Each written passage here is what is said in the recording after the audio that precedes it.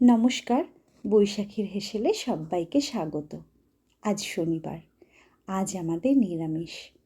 দুপুরে ভাতের সাথে রান্না করেছি পালং শাক।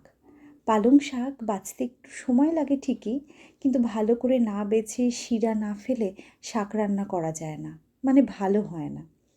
এখন তো বাজারে পটল খুব উঠছে, বেশ ভালো লাগে এই সময়। লম্বা লম্বা করে পটল ভেজেছি, শুক্তোর ডাল করেছি লাউ আর উচ্ছে দিয়ে। জানি না তোমরা শুক্তোর ডাল কিভাবে করো। আমি মুগ শুক্তো করেছি, মটর ডাল দিয়ে খেতেও বেশ ভালো লাগে। মাঝে মাঝে শুক্তোর ডাল ভীষণ ভালো লাগে খেতে। একদম সাদামাটাভাবে লাউয়ের তরকারি করেছি।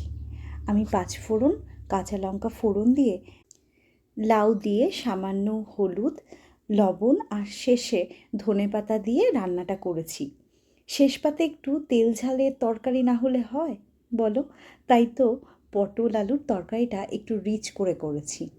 আজ দুপুরের খাবারে এই সব রান্নাগুলোই করেছি আমি। আমার ভিডিও যদি তোমাদের ভালো লেগে থাকে, একটা লাইক শেয়ার করার অনুরোধ রাখলাম। আজ তবে আসি, আবার দেখা হচ্ছে কাল। সবাই সবার পরিবারকে নিয়ে সুস্থ থেকো, ভালো থেকো।